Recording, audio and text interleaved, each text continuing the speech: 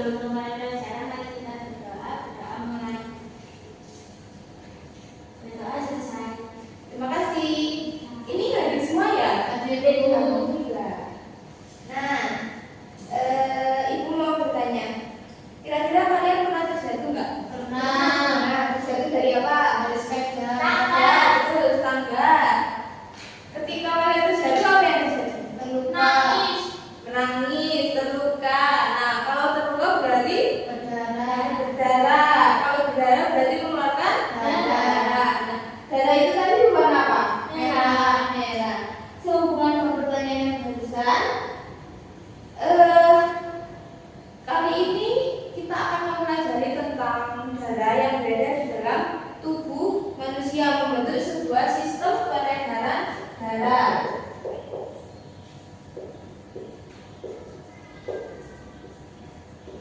Nah, di sistem peredaran darah ini ada dua topik yaitu darah dan juga alat-alat peredaran darah.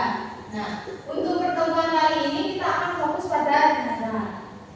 Untuk lanjut ke materi ini, saya akan menjelaskan tujuan pembelajaran kali ini, yaitu menjelaskan tentang komponen darah dan juga fungsinya, serta menganalisis proses pembekuan pada darah.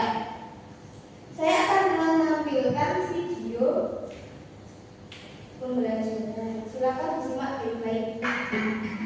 Pernahkah kalian melihat kendaraan di sepanjang jalan raya? Apa saja yang dapat kamu lihat?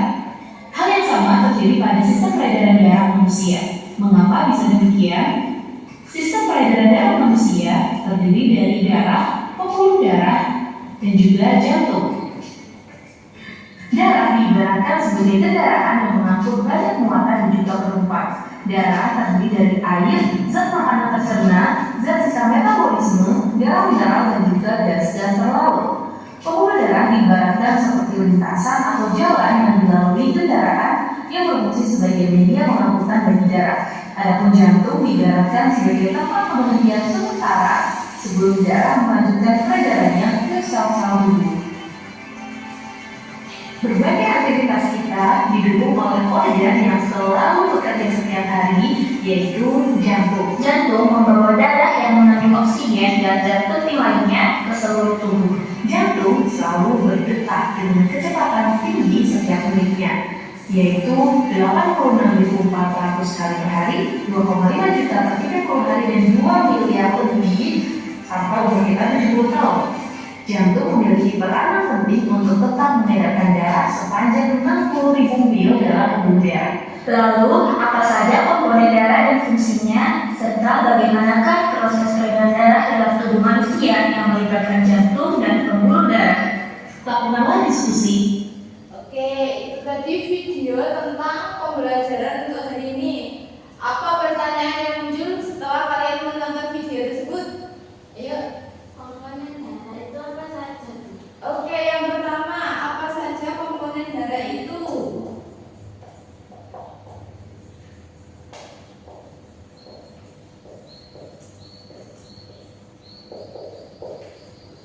Yang kedua, Itu tuh proses pengeringan saat terluka itu. oke, ketika kita terluka, bagaimana kulit itu bisa mengering, gitu ya? Berarti itu berhubungan dengan proses pembekuan darah.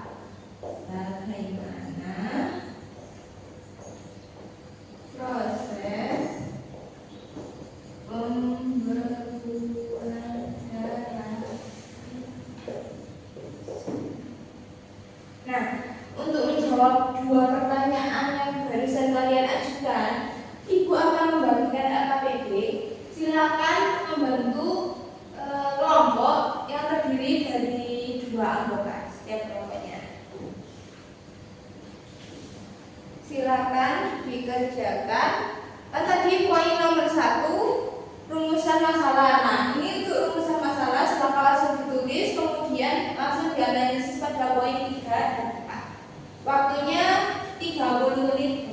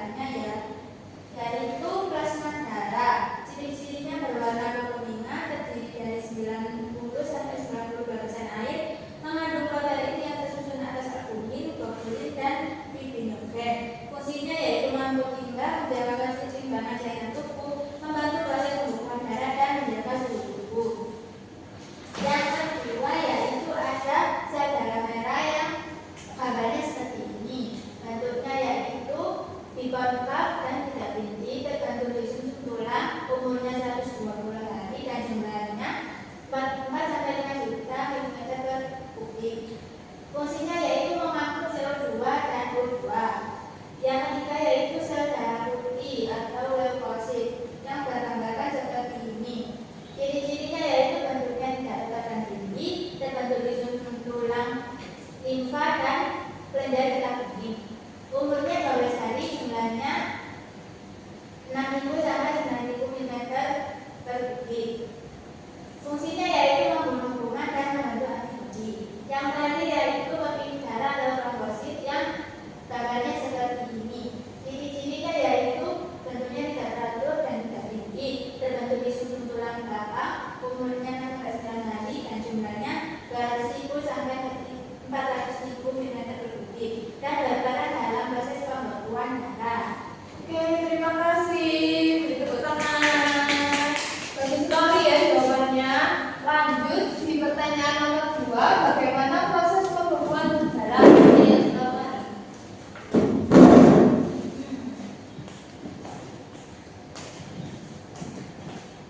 Oke, saya akan menjawab untuk proses pembekuan darah, yaitu dari trombosit pecah mengeluarkan trombokinase yang akan menjadi protombin, kemudian dengan bantuan Ca2+ dan vitamin K menjadi trombin, dan trombin menghasilkan fibrinogen menjadi trombofibrin. Oke, terima kasih. Teman-teman, jawabannya sangat bagus sekali ya. Itu tadi kita bahas lagi untuk yang pertama yaitu apa saja komponen darah. Jadi komponen darah itu ada dua, yang pertama plasma darah, yang kedua sel darah. Nah, plasma darah ini tersusun 90% air, begitu ya tadi? Ya. Oke, berarti sisanya adalah darah. Nah, fungsinya apa? Seperti mengangkut limbah, menjaga keseimbangan cairan tubuh, menjaga suhu tubuh. Nah, gambarnya itu berwarna kekuningan seperti ini. Selanjutnya ada sel darah. Nah, itu tadi ada tiga kan? Eritrosit atau sel darah merah. Kemudian ada leukosit, sel darah putih. Dan yang terakhir ada trombosit atau keping darah. Nah, untuk eritrosit sendiri ini berfungsi untuk mengangkut CO2 dan O2. Nah, untuk yang selanjutnya ada leukosit, ini berfungsi untuk membunuh kuman. Jadi ini membentuk antibodi dalam tubuh kita ketika kita akan terserang penyakit. Nah, yang terakhir ada trombosit atau keping darah. Nah, ini tadi yang berperan dalam proses pembekuan darah ketika kita terluka. Nah, untuk prosesnya sendiri bagaimana? Nah, ketika kita terluka, maka kulit kita akan mengelupas. Nah, ketika mengelupas, otomatis trombositnya akan pecah sehingga mengeluarkan trombokinase. Nah, trombokinase itu akan menghasilkan trombin.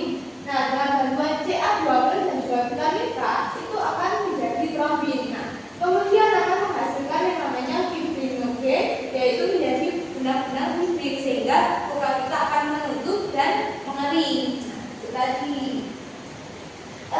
Mungkin dari penjelasan Ibu barusan ada yang bisa menyimpulkan? Ayo Mbak Devi, silakan simpulkan dari pembelajaran kita hari ini. Ibu, di sistem perencanaan darah itu terdapat dua komponen ya, plasma darah dan sel darah. Nah, yang sel darah itu terdiri dari sel darah merah atau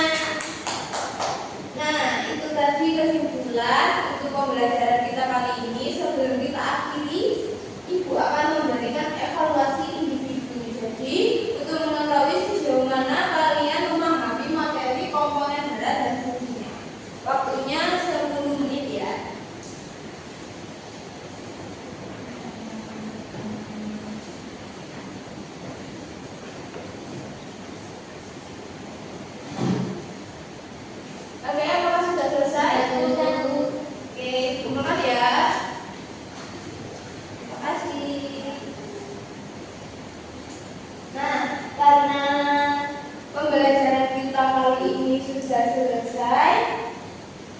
Mungkin itu saja yang bisa Ibu sampaikan untuk pertemuan kali ini. Kita bertemu lagi di